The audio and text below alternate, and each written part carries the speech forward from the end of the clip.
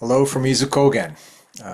My name is Tim McLean, and my friend Yasunari Yatchan Hemi-san asked me to speak to you a little bit about Planet Izu, the Izu Peninsula. I'm from the United States, but I've lived in Japan off and on since 1981, and have been living here in the Izu Peninsula. I live in Izu Kogen, which is on the east coast in Ito City. Well, it's actually not really much of a city where I live. It's more of a countryside community. But I've been here for about 30 years now. I first came to Japan to study Zen. I was practicing in a Zen temple, met my wife, Yoshiko,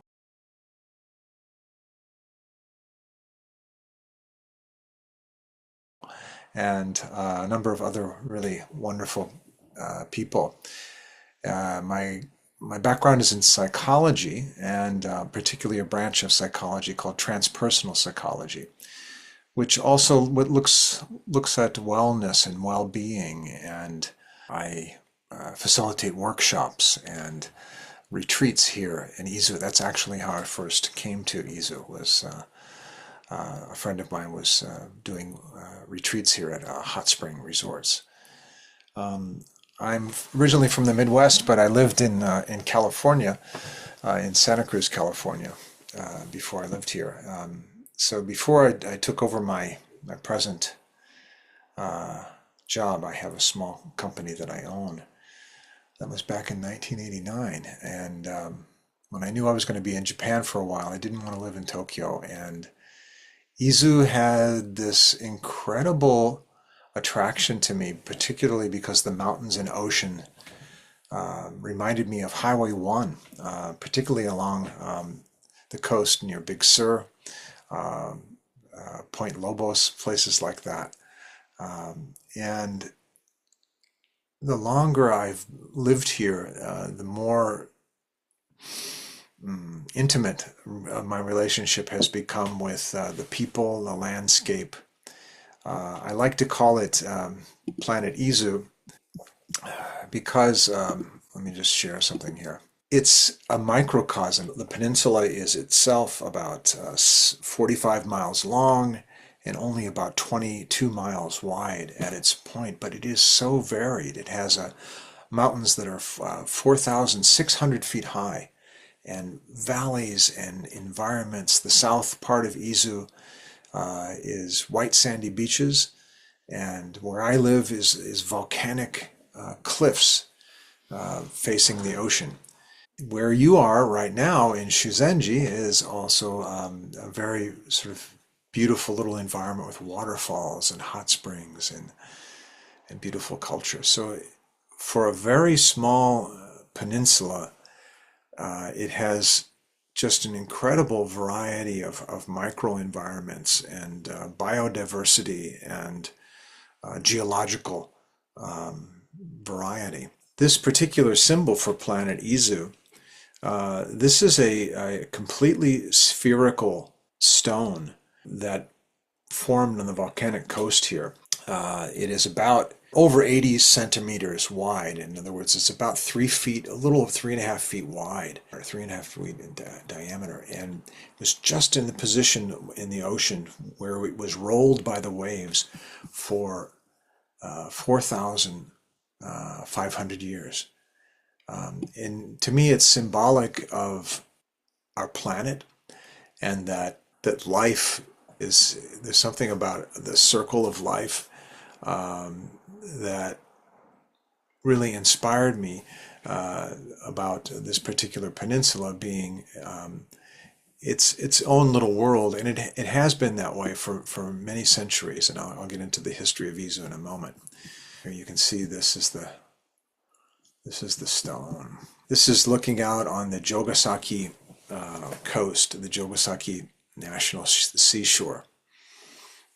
This was again from volcanic activity about fourth. This is where I live. This is like in my backyard. These are hexagonal pillars that were extruded when the lava hit the ocean. You can see them in many parts of the world, in Scotland, Ireland, other places. This is a waterfall from the Tajimir, and here's the we call it the I call it the Gaia stone. It's an incredible, very powerful experience. You can hear, you can see how large it is, and getting a little bit wet. And I found this very, the local people knew about this, and I actually found it completely on my own when I moved here 30 years ago. I don't want to take up too much time with this video. I have lots of things that I could show you. But I guess the other thing that's very powerful about this place in terms of Japan is that, I'm sure as Yasunari has explained, the Izu Peninsula is on the tip of the Philippine tectonic plate that came up against the Japanese archipelago about 20 million years ago. And geologically, and then after that, Mount Fuji is also connected and associated with Izu, Hakone, and Fuji. And the bay that formed when Izu hit the peninsula is also the deepest part of the ocean. So you have right here at the top of the Izu Peninsula is Mount Fuji, and along the west coast of Izu, at the end of the Izu Peninsula, is the Saruga Bay, which is 8,000, something like 8,200 feet deep. It's the deepest part of the ocean and the highest mountain, Mount Fuji, which is about 12,400 feet high, something like that. So it encapsulates, the Izu Peninsula also kind of captures the imagination of the Japanese people. Also, mythologically, the land of Izu is considered the land of beginnings. Izu means, you can say Izuru means to begin. And because the mountains are so steep and the valleys it's kind of hard to get to travel in Izu unless you travel by boat around the outside. And in ancient times, often we could say mountain ascetics, people who are Buddhist practitioners, would come here to practice meditation and rituals under waterfalls, and to develop themselves spiritually here in Izu as well.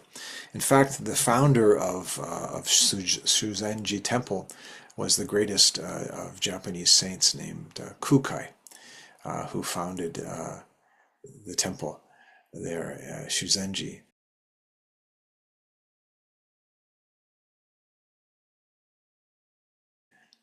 He was a great healer, and the story is that there was a young man. His father was very sick. Even though his father was sick, and he needed to take him to the river for a bath, but the water was cold. And Kukai, who happened to be doing spiritual practice in Izu at the time, saw the boy bathing his father and took pity on them and struck his staff in the river. And wow, the hot spring came out. And that's the origin of the hot spring in Suzenji. There's lots of sort of magical, mythical stories like this in Izu and all other places in Japan as well.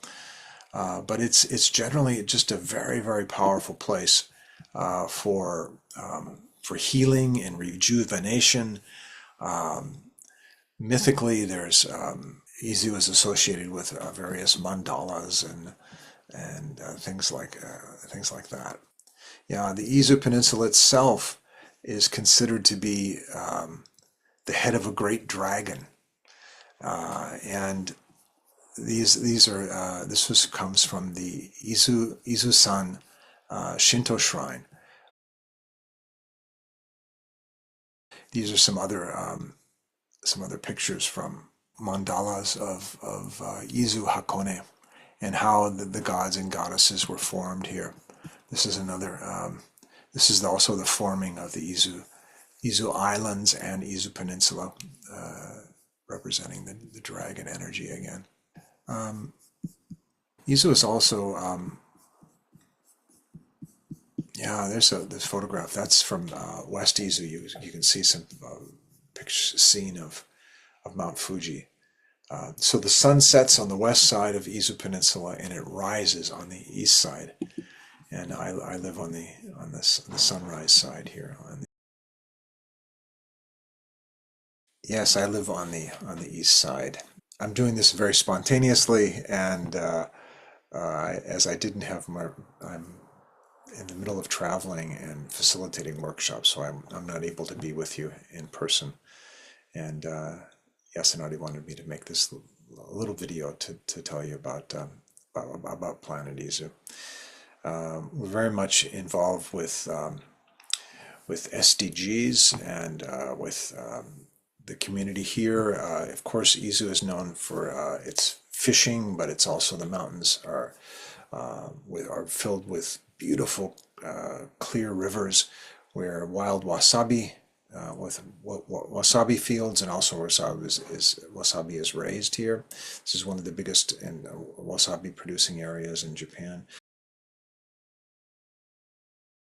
But also just incredible citrus fruits and figs and kiwis and just incredible. We go to a wonderful weekly farmers market, a morning market, and fresh eggs and honey and just all kinds of organic vegetables. We're very fortunate that there's many people moving into our community, and we're very connected with people who want to practice organic and regenerative farming.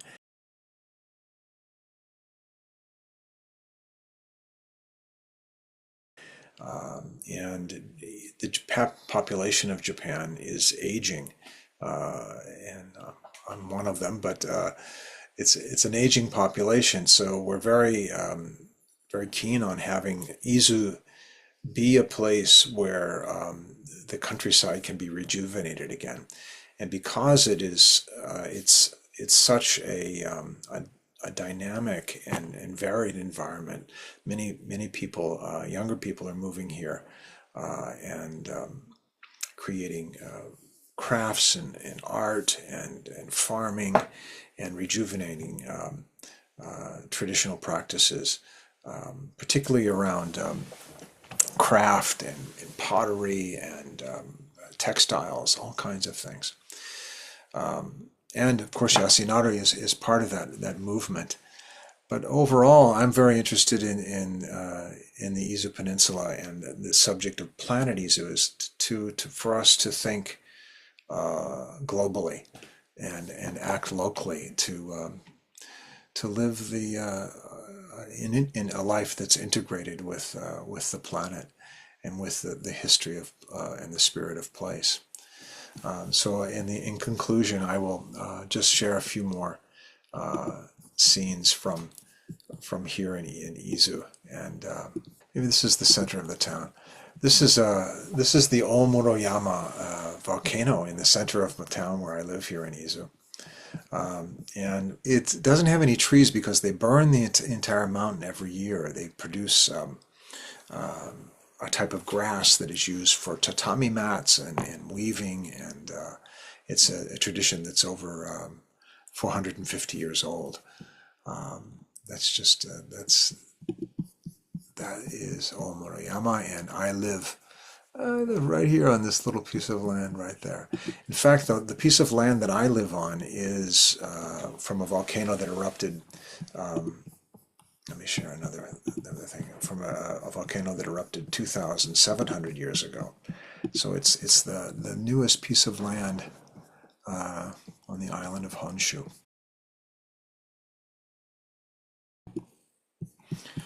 Okay, so I heard that you're from Hawaii, and this is in the South Izu. This is near Shimoda, called Shirahama. It's a place where you can see some surfers here. Oh, yeah. Yeah, it's just a really beautiful area. Very nice. And this is a waterfall from Kawazu. This is in central Izu, high in the mountains, hot spring. This waterfall is about 30 meters high, and there are seven sacred waterfalls in this area, and this is a hot spring. You can see my feet there near the waterfall.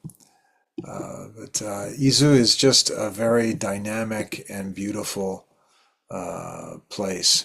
As I say, it's a place where I think that people can be inspired to see how a modern culture can be integrated with the landscape here. There's a lot of development that's happening, but we've been working hard to promote development that is sustainable. Also, that the culture of Izu and the traditional cultures and spiritual practices and healing practices of Izu. That it is a place where people can remember, can come to remember that they are connected to the earth and connected to the planet. So thank you for listening to my talk about Planet Izu, and I wish you all a wonderful, wonderful journey while you're here with Yasunari and all the wonderful people that you're going to meet. And I hope I get to meet you sometime in person. So thanks a lot. Bye-bye. I wanted to add a little comment, something I forgot to say yesterday when I made this, first made this video. But you're going to go to one of my very, very favorite spots, one of our favorite places, which is Rakan. And you're also staying at the Arai Ryokan, which is also one of my favorite places to be in Shizenji. But Rakan is just a very special place. And you're going to meet our friend Atsuko-san. And it's a 200-year-old Japanese farmhouse. And very, very special experience of dining and eating food that's been prepared with incredible love and care. And it's also very close to the Banjo waterfall, which is probably my favorite waterfall in all of Izu. It's not the biggest, it's not the most dynamic, but it is a very, very special feeling and spirit in that place. And so I wanted to just share this one.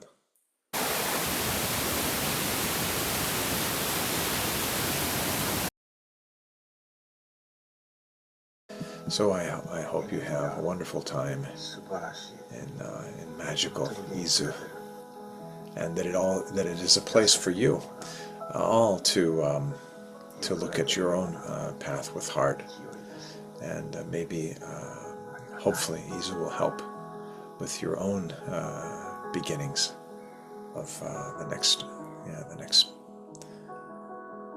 what's next for you, what's next for all of us here on planet Earth, in whatever part of the world that is precious and beautiful for you. So wishing you all the best. Have a great day.